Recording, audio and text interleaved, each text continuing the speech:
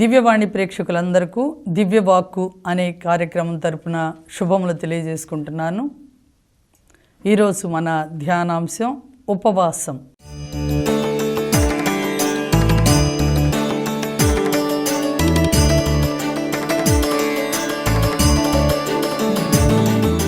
ఈ తపస్సు కాలంలో 3 విషయాలు మనం తప్పనిసరిగా అనుసరిస్తూ ఉంటాం కదా.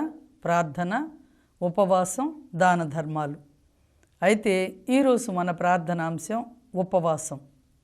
ఉపవాసం గురించి మనం ధ్యానించుకునే ముందు చిన్న ప్రార్థన చేసుకుందాం. పరిశుద్ధుడ ప్రేమామయుడవైన తండ్రి, నాయన, మీరు ఈ లోకంలో జీవించినప్పుడు ప్రభువా, మీరు కూడా ఉపవసించి మేము ఎలా ఉపవాసం చేసి మీ ఆశీర్వాదాలు దీవెనలు పొందుకోవాలో మాకు మాతృకగా చూయించి ఉన్నారు. కనుక తండ్రి, ఈ లోకంలో ప్రభువా, మేము కూడా మా ఈ ఆధ్యాత్మిక జీవితంలో మేలులు పొందుకోవాలి అంటే నాయన, పరిశుద్ధాత్మ వరాలు, అనుగ్రహాలు పొందుకోవడానికి ప్రభువా, మీ ఉపవాస అంశాన్ని ప్రభువా మేము కూడా అనుసరించి ఉపవాసం ద్వారా ప్రార్థించుట వల్ల ఎన్నో దీవెనలు పొందుకోవచ్చని నాయన మీ వాక్యం ద్వారా సెలవిచ్చిన విషయాలను మేము ధ్యానిస్తూ ఉన్నాం. ప్రభువా, ఈ ధ్యానించే ప్రతి అంశంలో మీరు మాకు తోడుగా ఉండి నడిపించమని, వింటున్న ప్రతి ఒక్క బిడ్డలో కూడా ప్రభువా ఈ వాక్యం ఫలింపజేయమని మా నాథుడైన యేసుక్రీస్తు నామములో అడిగి వేడుకొని పొందుకుంటున్నాము తండ్రి. Amen, amen. Praise the Lord. ఈరోజు మనం మత్తయి సువార్త 6వ అధ్యాయం 16 నుంచి 18 వచనాల వరకు ధ్యానించుకుందాం. ప్రభువు ఉపవాసం ఎలా చెయ్యాలి అనే విషయాన్ని గురించి చాలా క్లియర్గా ఇక్కడ చెప్పారు. మీరు ఉపవాసము చేయనప్పుడు కపట వేషధారుల వలె విచార వదనములతో ఉండకుడు. వారు తమ ఉపవాసము పదుగురు కంటబడుటకై విచార వదనములతో ఉందరు. వారికి తగిన ప్రతిఫలము లభించనని మీతో ఒక్కాణించుచున్నాను. ఉపవాసము చేయనప్పుడు నీవు తలకు నూనె రాసుకొని ముఖము కడుగుకొనుము. అందువలన అదృశ్యుడైన నీ తండ్రియే గాని మరెవ్వరును నీవు ఉపవాసము చేయుచున్నావని గుర్తింపరు. అట్లయినా రహస్య కార్యములనెల్లా గుర్తించు నీ తండ్రి నీకు తగిన బహుమానమును వసగును అని ఇక్కడ చెప్పబడింది. ఉపవాసం చేసేటప్పుడు మనం అందరి పడటానికి, ఇతరులు మన ఉపవాసాన్ని గురించి తెలుసుకొని మన పట్ల సానుభూతి లేదా మనకేదో గొప్ప బహుమానం ఇవ్వాలి అనే ఉద్దేశంతో ఉపవాసం చెయ్యొద్దు, కపట వేషధారుల వలె ఉపవాసం చెయ్యొద్దు అని చెప్పి ఇక్కడ మనకి ప్రభువే స్వయంగా చెప్తున్నారు. ఉపవాసం ఎలా చేయాలో, ఎందుకు చేయాలో కూడా యోవేలు ప్రవక్త ద్వారా కూడా ప్రభువు మనకి ముందుగానే తెలియజేశారు. యోవేలు గ్రంథం 2వ అధ్యాయంలో 12-13 వచనాల్లో మనం చూస్తే ప్రభువు ఇట్లా అనుచున్నాడు, ఇప్పుడైనను మీరు పూర్ణ హృదయముతో నా చెంతకు మరలి రండు, ఉపవాసముతో సంతాపముతో ఏడ్పులతో నా చెంతకు తిరిగి రండు, మీ బట్టలు చించుకొనుట చాలదు, మీ గుండెలు వ్రయ్యలు చేసుకొనుడు అని చెప్పి ఇక్కడ యోవేలు ప్రవక్త ద్వారా కూడా మనకి చెప్పటం జరిగింది. అంతేకాదు అతడు కరుణామయుడు, దయాపరుడు, సులభముగా కోపపడువాడు కారు, అనంతమైన ప్రేమ గలవాడు, తాను నిశ్చయించుకున్నట్లు శిక్షింపక మన్నించి వదిలివేయును. ప్రభువు మన పాపాలని మన్నించి వదిలివేస్తారు అని చెప్పి యోవేలు ప్రవక్త కూడా చెప్తున్నారు. 15వ వచనంలో మనం చూస్తే, సియోను కొండపై బాకానూదుడు ఉపవాసము చేయవలనని ప్రజలకు ఆజ్ఞయిండు, వారిని సమావేశపరపుడు అని చెప్పి చెప్తున్నారు. కాబట్టి మనం ఉపవాసం ఎలా చెయ్యాలో, ఏ విధంగా చేయాలి అనే విషయాన్ని గురించి యేసు ప్రభువు అంతకుముందే యోవేలు ప్రవక్త కూడా చెప్పినట్లుగా మనం చూస్తున్నాం. అసలు ఎందుకు ఉపవాసం చెయ్యాలి, ఎందుకు చెయ్యాలి అంటే, మొదటిదిగా దేవునికి దగ్గరగా ఉండడానికి, దేవునికి దగ్గర కావడానికి, రెండవది ప్రార్థనలో బలంగా ఎదగడానికి, మూడవది పశ్చాత్తాప సూచనగా ఉపవాసం చేయాలి, నాలుగవదిగా ఆధ్యాత్మిక ఎదుగుదలకు ఉపవాసం చేయాలి, ఐదవదిగా దేవుని ఎదుట వినమ్రత, మన వినయ స్వభావాన్ని, మన తగ్గింపు స్వభావాన్ని చూపడానికి ఉపవాసం చేయాలి అని చెప్తున్నారు. ఆరవదిగా శోధనలు జయించడానికి ఉపవాసం చేసి శక్తిని పొందుకోవాలి. ఏడవదిగా సైతానును ఓడించడానికి ఓడించడానికి ఉపవాసం చేయాలని చెప్పి మనం మత్తయి సువార్తలో 17వ అధ్యాయం 21లో ప్రభువు కూడా అక్కడ చెప్పారు. మీరు దీనిని జయించాలి అంటే, ఈ సైతానుని, ఈ శోధనని జయించాలి అంటే మీరు ఉపవాసంతో ప్రార్థనతో తప్ప మరి ఏ విధంగా కూడా దీనిని జయించలేరు అని చెప్పారు. కాబట్టి పరిశుద్ధ గ్రంథంలో వివిధ సందర్భాలలో మరి వివిధ ప్రయోజనాల కోసం ఉపవాసం చేసిన మరి వ్యక్తులను గురించి, ఆయా సందర్భాలను గురించి ఈరోజు మనం ధ్యానించుకుందాం. మొట్టమొదటిగా చూస్తే నిర్గమకాండం 34వ అధ్యాయంలో 28వ వచనంలో మోషే ఉపవాసం చేశాడు.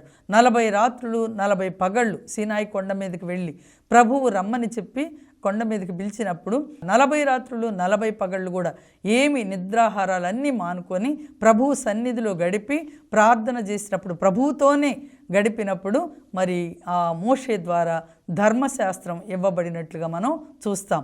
మోషే 10 ఆజ్ఞల పలకలు మరి ప్రభువే యావే దేవుడి స్వయంగా తన రాతతో రాసిన ఆ 2 పలకల మీద రాసిన 10 ఆజ్ఞలని మరి మోషే తీసుకొని కిందకు వచ్చినట్లుగా మనం చూస్తాం. కానీ ఇజ్రాయేలు ప్రజలు, మోషే ఆ పలకలు తీసుకొని వచ్చేటప్పటికీ ఇజ్రాయేలు ప్రజలు పాపంలో నిండిపోయారు. అక్కడ కేకలు, ధ్వనులు వినిపిస్తూ ఉన్నాయి. ఏంటిది? విజయధ్వానము కాదు, ఇంకా మరి ఏదో పండగ చేసుకున్న వాతావరణం కాదు, ఏంటి ధ్వనులు అని చెప్పి ఆయన క్రిందకు వచ్చి చూసేసరికి జనులందరూ కూడా త్రోవ తప్పిపోయారు అని చెప్పి అప్పుడు మోషే గమనించాడు.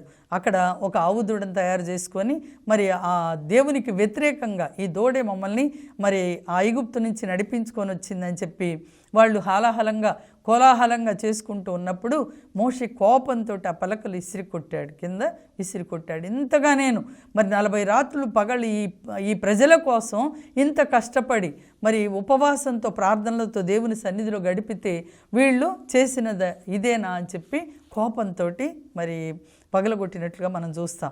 అందుకని మళ్ళీ దేవుడు రెండోసారి మరి మోషేని కొండ మీదకి పిలిచినప్పుడు రెండవసారి కూడా మళ్ళీ మోషే కొండ మీదకి వెళ్ళి మళ్ళీ 40 రాత్రులు 40 పగళ్ళు ఉపవాసంతో ప్రార్థన చేసి మరి తను మళ్ళీ ఆ 10 ఆజ్ఞలు తీసుకొని వచ్చినట్లుగా మనం ద్వితీయోపదేశ కాండంలో మనం ఈ విషయాన్ని గమనిస్తాం. కాబట్టి మరి ఆ దేవుని ఆజ్ఞలు, దేవుని మరి అనుమతి లేదా దేవుని చట్టం, దేవుని చిత్తం మనం తెలుసుకోవాలి అని అంటే మనం కూడా ఉపవాసం చేయాలి.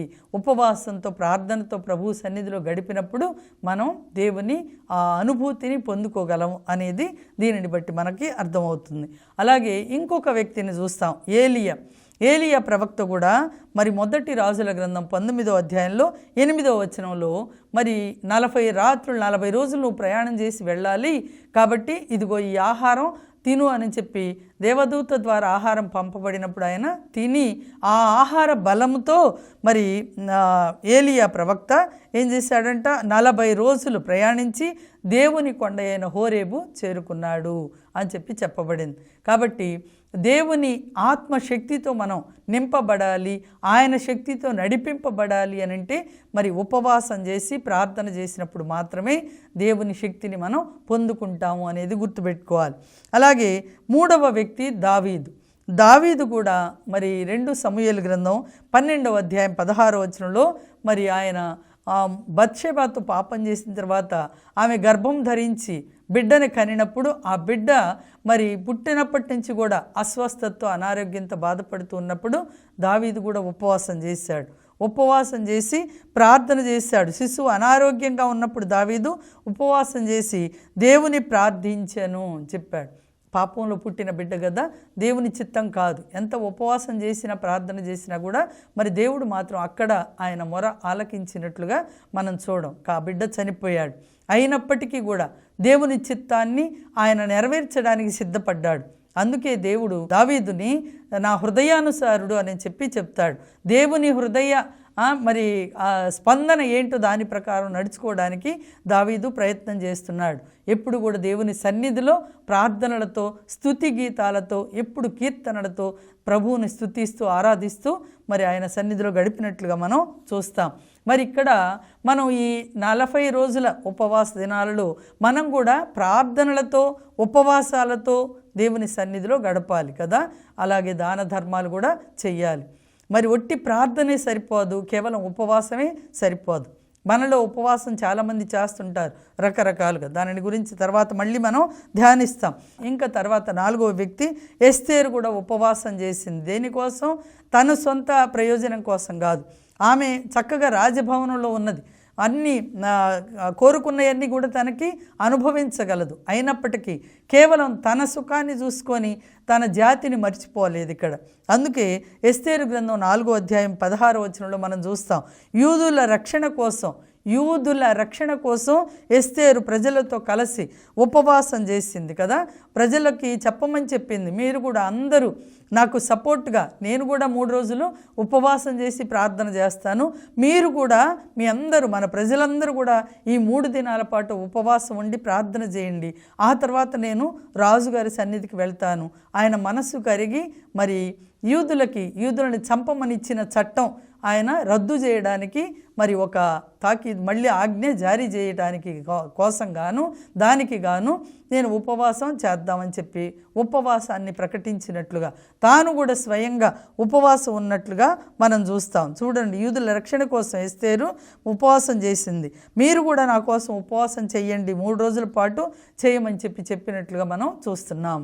కాబట్టి మన ప్రజలందరి రక్షణ కోసం, మన దేశం, మన రాష్ట్రం, మన ప్రాంతాల, మన ప్రజల కోసం, మన కుటుంబాల కోసం, మరి దానికోసం మనం ఉపవసించి ప్రార్థన చేసినప్పుడు ప్రభువు తప్పకుండా మన ప్రార్థన వింటారు, మన మొర ఆలకిస్తారనేది మనం గమనించాలి. దేవుడు మరి యూదులను శత్రువుల చేతి నుండి రక్షించినట్లుగా, ఈ ఉపవాస ఫలితంగా దేవుడు రక్షించినట్లుగా, మరి వెంటనే ఆ రాజు మనసు మార్చుకొని మరి ఎస్తేరు కోరిక ఏంటో తెలుసుకొని దాని ప్రకారం రాజముద్రనిచ్చి ఆ తాకీదులను వెంటనే ఆ ఆజ్ఞని జారీ చేసినట్లుగా, యూదులని చంపటం కాదు, యూదుల జోలికి ఎవరు రావద్దు అని చెప్పి అక్కడ ఆజ్ఞ జారీ చేసినట్లుగా కూడా మనం చూస్తాం. కాబట్టి యూదుల రక్షణ అనేది ఎస్తేరు తన ఉపవాస ప్రార్థన ద్వారా మరి సాధించినట్లుగా చూస్తున్నాం. అలాగే ఇంకా చూస్తే 5వ వ్యక్తిగా ఎజ్రా కూడా మరి ఎజ్రా గ్రంథం 8వ అధ్యాయం 23వ వచనంలో అంతకుముందు రాజుగారి దగ్గరికి వెళ్ళి అడుగుతాడు, మేము మా దేశానికి వెళ్ళి, మా యెరూషలేం, మా ప్రాంతానికి వెళ్ళి, మా దేవాలయం శిథిలమై ఉంది, దానిని పునర్నిర్మించుకోవాలి, అక్కడ మా ప్రజలందరూ మేము ప్రార్థన చేసుకోవాలి, బలులు అర్పించాలని రాజుగారిని అడిగినప్పుడు ఆయన ఉపవాసం చేసి ప్రార్థనలతో అంతకుముందు చెప్పాడట రాజుగారికి. ఏమనంటే, మా దేవుడు మేము అడిగితే తప్పకుండా మా కోరికలు నెరవేరుస్తారు, మంచి మనసుతో, పాపపు హృదయంతో కాదు, ఏ పాపం లేకుండా పాపాన్ని ఒప్పుకొని పశ్చాత్తాపపడి మా దేవుని గనక మేము ఏదన్నా సరే అడిగినప్పుడు ఆయన తప్పకుండా మా కోరికలు నెరవేరుస్తారు అని చెప్పాడు. అయితే రాజుగారు పర్మిషన్ ఇచ్చారు, వెళ్ళడానికి పర్మిషన్ ఇచ్చారు. కానీ అతను వెళ్ళే ముందు అక్కడ మరి మేము దారిలో వెళ్ళేటప్పుడు దొంగల బెడద ఎక్కువగా ఉంది, ఆ బెడద నుంచి మమ్మల్ని కాపాడాలి అంటే గనక మరి ఎవరినన్నా కొంచెం సహాయంగా పంపిస్తారా అని అడగడానికంట ఎజ్రాకి సిగ్గనిపించిందంట. చెప్తున్నాడు ఆయన. చూడండి, 8వ అధ్యాయం ఎజ్రా గ్రంథం 8వ అధ్యాయం 22వ వచనంలో, దారిలో దొంగల బెడద నుండి మమ్ము కాపాడుటకు సైనికులను రౌతులను వెంట పంపుడని రాజును వేడుకొనుటకు నాకు ముఖం చెల్లలేదు అంటున్నాడు. మా దేవుడు తనను నమ్మిన వారిని దీవించుననియు తనను నమ్మని వారిని కోపముతో శిక్షించుననియు అంతకుముందే నేను రాజుతో చెప్పి ఉంటిని. కనుక మేము ఉపవాసము చేసి మా మీద కరుణ చూపుమని ప్రభువును వేడుకొంటిమి, అతడు మా మొర ఆలించెను. Praise the lord. ఈ రోజుల్లో మనం చేయాల్సింది ఇది. దైవ సేవకులు, దేవుని బిడ్డలు దేవుని వైపు మార్గం చూపిస్తూ వాళ్ళు మాత్రం మనుషుల వైపు చూస్తుంటారు చాలా విషయాలను. ఇది చాలా సిగ్గుచేటు. మనం నమ్మింది సజీవుడైన దేవుణ్ణి, ఆయనని నమ్మి ఆయన ఆరాధిస్తూ ఆయన్ని ఘనపరుస్తూ ఉన్నప్పుడు ఆయన మీద మనం ఆధారపడాలి.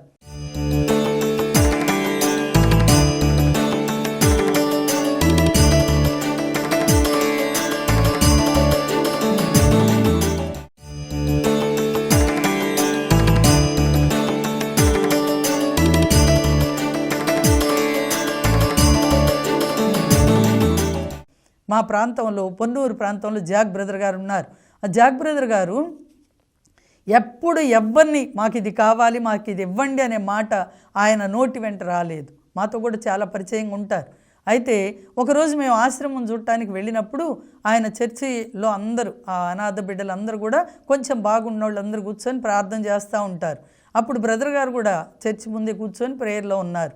అప్పుడు మేము వెళ్ళినప్పుడు బ్రదర్ గారు చెప్తున్నారు, ఇప్పుడే మా కిచెన్లో నుంచి అమ్మ ఆ వ్యక్తి వంట చేసి ఆమె వచ్చి చెప్పింది, ఆయిల్ అయిపోయింది, ఇంకా బియ్యం రైస్ కూడా అయిపోయాయి, ఈ రెండు లేవు కాబట్టి మరి వంట చేసే టైం అవుతుంది, ఎట్లా చేద్దామని చెప్పి అడిగితే సరే అమ్మ వస్తాయి, ఇప్పుడే వస్తాయి అని చెప్పి నేను అట్లాగే ప్రార్థన చేసుకుంటా ఉన్నానమ్మా, ప్రార్థనలో ఉన్నాను. ఇంకా మళ్ళీ రెండోసారి ఆమె వచ్చి అడిగింది, బ్రదర్ మరి బియ్యం తెప్పించాలి కదా, టైం అయిపోయింది, వాళ్ళకి వంట చేయాలి అని చెప్పి అంటే వస్తాయమ్మా అని చెప్పాను. ఆ తర్వాత ఆమె అటు వెళ్ళిపోయింది. తర్వాత ఇటువైపు నుంచి ఇంకొక వ్యక్తి ఆటో తీసుకొని ఆటోలో వచ్చాడు. బియ్యం, ఆయిల్ చాలా ప్యాకెట్స్ అట్టపెట్టెల్లో పెట్టుకొని తీసుకొని వచ్చాడు. తీసుకొచ్చి ఎక్కడ పెట్టాను బ్రదర్ ఇవి ఇవ్వమని ఇచ్చారు, మీకని ఇవ్వమని పంపారు అని చెప్పాడు. వెంటనే తీసుకొచ్చి అక్కడ పెట్టమంటే పెట్టారమ్మా. అదిగో ఆ ఆటో అట్లా వచ్చింది, మీరు వచ్చారు, అటు వెళ్ళింది, మీరు ఇప్పుడే వచ్చారు అని చెప్పి అక్కడ పెట్టిన రైస్, ఆయిల్ ప్యాకెట్స్ అన్నీ కూడా ఏది ఎప్పుడు ఎవరికి ఏది అవసరమో మనం ప్రభువుని అడిగితే ప్రభువు ఆయన సమకూరుస్తారు. అందుకే దేవుని దైవజనులు కానీ ఎవరైనా సరే ప్రార్థనలో దేవుణ్ణి అడగాలి, ప్రభువుని అడగాలి, కానీ ప్రజల వైపు మనుషుల వైపు కాదు చూడాల్సింది కదా. దీనిని బట్టి మనం గ్రహించాలి. ఆయన ఎప్పుడు ఎవరిని కూడా ఇది కావాలని ప్రార్థనలో ప్రభువుని అడుగుతారు, ప్రభువే ప్రేరేపించి. మదర్ తెరీసా గారి గురించి కూడా మనం అనేక విషయాలు ఇలాంటి సందర్భాలు ఎన్నో ఆమె జీవితంలో జరిగినట్లుగా మనం వింటున్నాం. ఉపవాసంతో ప్రార్థనతో ప్రభు సన్నిధిలో అడిగినప్పుడు ఆయన్ని ప్రార్థించినప్పుడు ప్రభు తప్పకుండా దయచేస్తారు అనేది ఇక్కడ ఎజ్రా కూడా అదే చెప్తున్నాడు. మాకు ముఖం చెల్లలేదు రాజుని మాకు సహాయంగా పంపమని అడగడానికి, ఎందుకంటే మేము అంతకుముందే చెప్పాం మా దేవుడు తనను మరి ప్రార్థించి విశ్వసించి వాళ్ళందరికీ కూడా తప్పకుండా మేలు చేస్తాడు, ఆయనను విశ్వసించిన వాళ్ళకి ఆయన ఏమి చెయ్యరు అని చెప్పాం కాబట్టి మేము మళ్ళీ అడగటానికి మొహం చెల్లలేదు. అందుకే మేము ఉపవాసం ఉండి ప్రార్థన చేశాం. ప్రార్థన చేసినప్పుడు దేవుడు మా మొర ఆలించెను అని చెప్పారు. Praise the Lord, praise the Lord. ఇంకా మనం 6వ వ్యక్తిని చూస్తాం.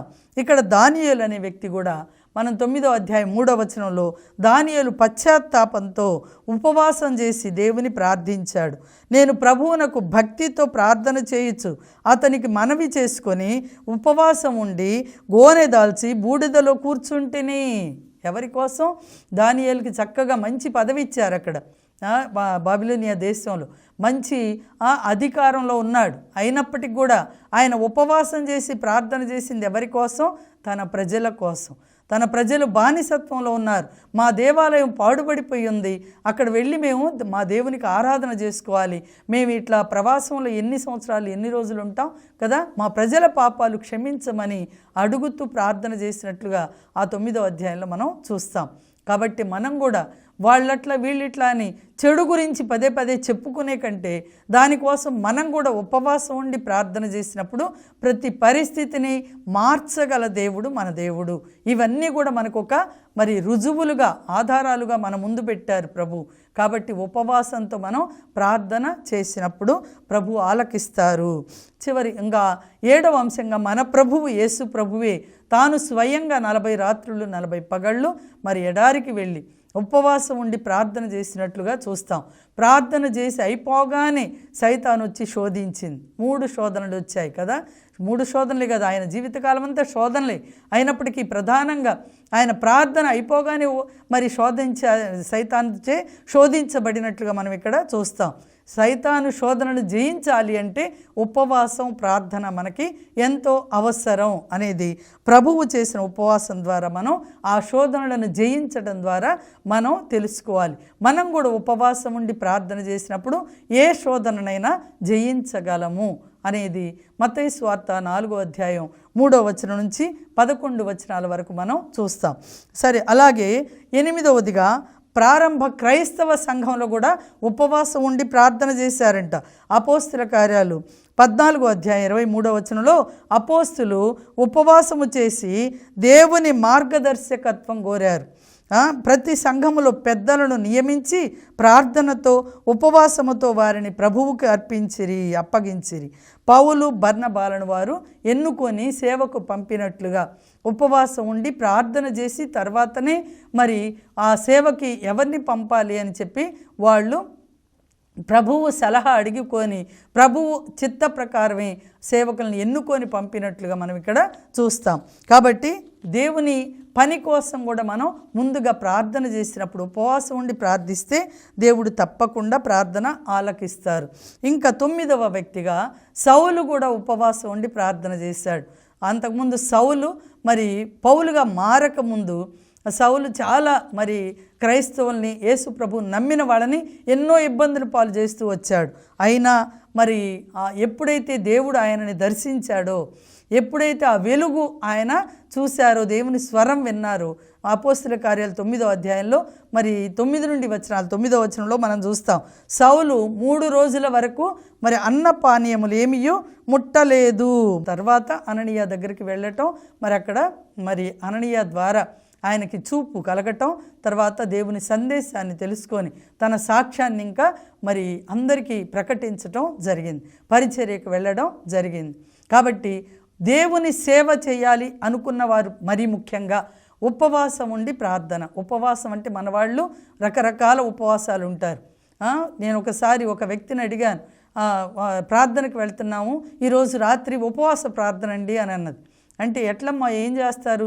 రాత్రి ఉపవాస ప్రార్థన అంటే మరి ఎప్పుడు తినరు, ఎప్పటి నుంచి రోజంతా తినరా అంటే ఆమె చెప్పింది, లేదండి రోజంతా తింటాం, సాయంత్రం కూడా భోజనం చేస్తాం, కానీ వెళ్తాం ప్రార్థనలో ఉంటాం, తెల్లారిందాక ఏం తినమని.